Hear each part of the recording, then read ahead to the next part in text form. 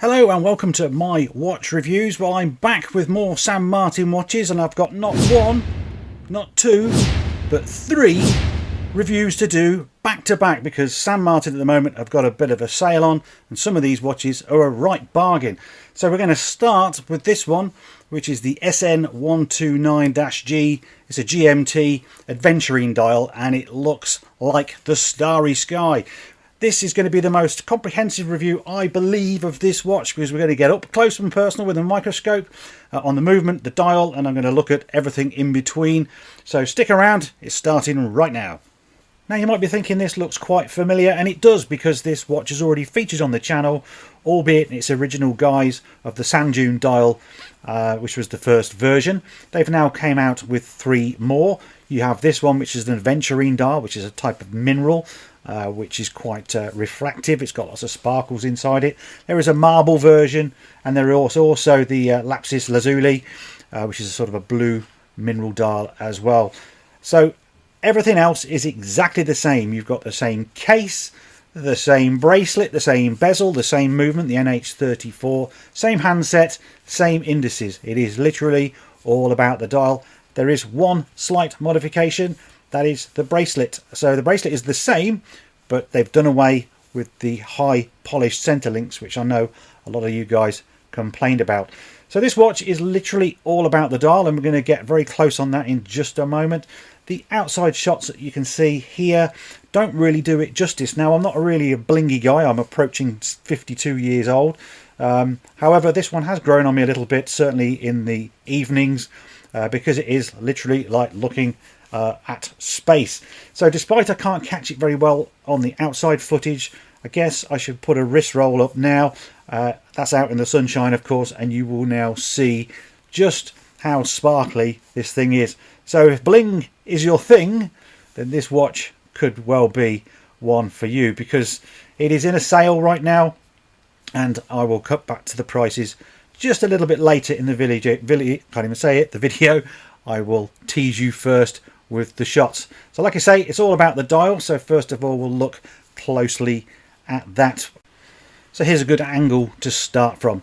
There's lots I do like on these, especially the indices. They are high polished, filled with lume, and they've got a sloping taper or angle, chamfer, whatever you want to call it, right on the edge of the inside, and that is quite a nice feature. The handset matches that very well. The hands, I still don't know what to call these. You could call them pencil hands, but they do actually taper. They're wider in the center than they are at the point, and the ends are ever so slightly rounded as well. Topped off with a lovely long second hand. It's got a big arrow heel, that little red accent at the end. The negative on that, of course, there is no lume on this second hand, and I know that that does actually annoy or trigger a few people out there who must insist on lume on second hands. You have the GMT hand there. It's quite nice, bright red, and that is lumed, which is good, I guess. So there you go, that is the dial, but let's now get the microscope out and have a much closer, in-depth, detailed look at that. So here's that dial on the microscope, and it is, well, it's beautiful, I have to say. Look at it sparkling. It's been difficult to get the lights in the right place on this one, and then get the camera in focus as well. So we'll do the usual. We'll just try and look at the indices and the printing on that. Well, it's a chapter ring that actually sticks up. I haven't really shown you that in any great deal of detail. Let's just see if I can focus in. So you can kind of see there, it's slipping down my pad here, but the chapter ring here is protruding. It's actually stuck onto the dial. It's quite cool. So I do like these indices. There's a lot of reflection going on, so it doesn't really help us, but we're looking at the lume, making sure that I haven't got any that's overflowing, or the indices have been put on less than straight. I'm just trying to look at this one, and I do wonder whether that is I mean, am I nitpicking here? Is that not lining up exactly? Possibly could be the angle as well, of course. There's so much light reflection. It's quite dazzling, isn't it? And we're at magnification, don't forget, so we're allowed to see some faults. This is a sub $300 watch. We can't expect absolute perfection, although San Martin do, well, they just always surprise me with exactly what they actually can do for the little money they want. Let's just go one step closer and get as close as we can. We can try and pick up that mineral dial and see it in its splendour at a microscopic level. So here we are. This is really, really, really close. This again, there's so much reflection the camera can't cope with the shine, but just look at the dial. So it is definitely genuine mineral, sparkling everywhere. Again, I've got no movement from side to side here without it losing its focus. I think that's really, really cool, I have to say. There's the date window. Let's have a quick look down here. Yeah, actually, I think that pretty much lines up, doesn't it, to be honest? Yes, very, very, very impressive. Maybe I now like this one more than I like the sand dunes. That's really difficult to say. You've got to like the bling.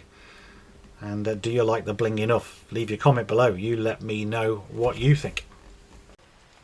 To finish the dial, here is the lume shot. Now this is a degradation test.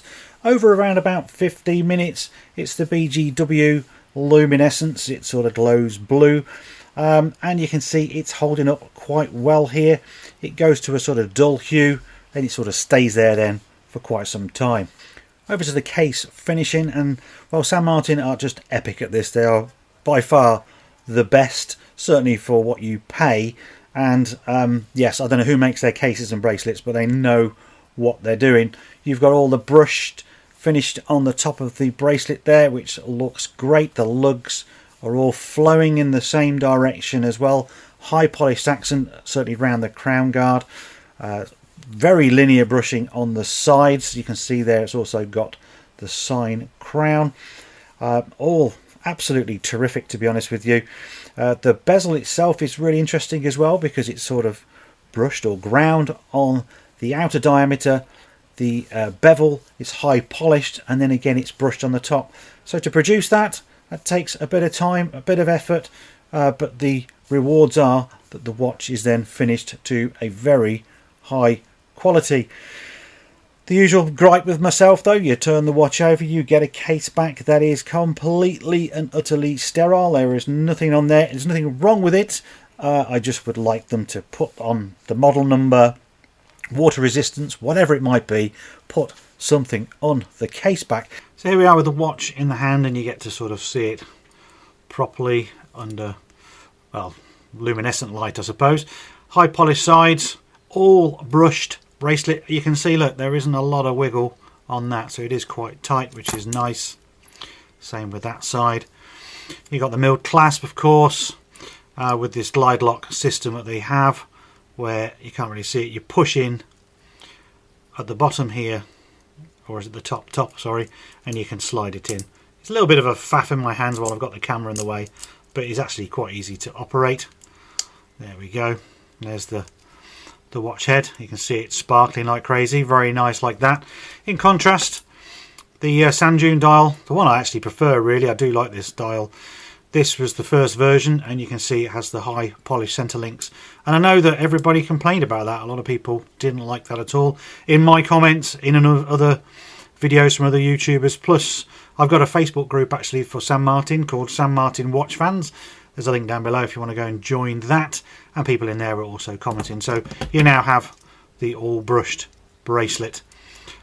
So there we go. That's what it looks like in the hand. And we'll size it up, but first of all, just double check that that is, well, it speaks for itself. Definitely sapphire crystal, you've got nothing to worry about there. So, it is the same parameters as the other one. Always difficult to measure exactly, but you're looking at a 42mm with these crown guards. With the crown itself, well, am I on it? 42.5, okay. Thickness 13.4. Of course, it's a slightly, ever so slightly domed bezel. The lug width, remember, is 20. Yes, that's still the case. So you're going to have a 20mm bracelet at the top, thereabouts. I know it's going to taper down to about 16. And I've removed 3 links from this one. The lug to lug, of course, it is a bit of a bigger watch, this one, but not too disconcerting. 46.7, that's on the bracelet there, you can see. So there we go, that's the sizing. One other thing I will say about San Martin, they all come with this tool. You get a screwdriver and you get, well, a spring bar tool, which is pretty much useless on this watch. You don't really need it for anywhere. They are fairly soft. They're sort of a, well, I couldn't use them for what I do, but you might be able to. One thing I'd like to say, I don't think anybody ever says this, is buy a San Martin by all means. You will not be disappointed. Get your screwdriver. I'm trying to do this on camera so it's not going to play ball. I honestly can't do it that way. There we go. And just check the tightness of your screws. You're going to take some screws out anyway, no doubt. They come with quite a lot of links. But I've found in the past the occasional loose screw. And of course that is not what you want. You get a screw that comes loose and comes out. When you're out and about, you'll lose your watch for certain, and that's not good. So just double check them. This one seemed okay, but I have removed links and I've probably tightened them all up anyway, because I just do it as a matter of course. Just a word for you, that's all. In general, certainly if this is getting good views, then it will help any of you buying a San Martin of any description, as long as it's got a bracelet and screw pins. Okay. And here we are on the microscope looking at the NH34 movement. And yes, it's an NH movement, isn't it? I've shown you so many of these under the microscope. What I like about this model though, first of all, you get this spring. It's a really fancy spring actually, and that is just to give you a better seal. But you have a movement ring going around the outside, and on this it is a sort of shot blasted metal one, which is good to see. You can just see it sort of coming out there now. I'm going to take that out in a moment, because of course I'm going to show you the movement on the dial. I'm going to show you the dial on the microscope.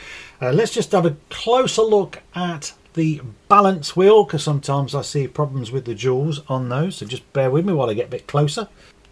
And here we go with the shock jewel. Now this is a spring, it's pushed in either side. You've got these cutouts, there's little tabs on the end of those. They do like to go flying.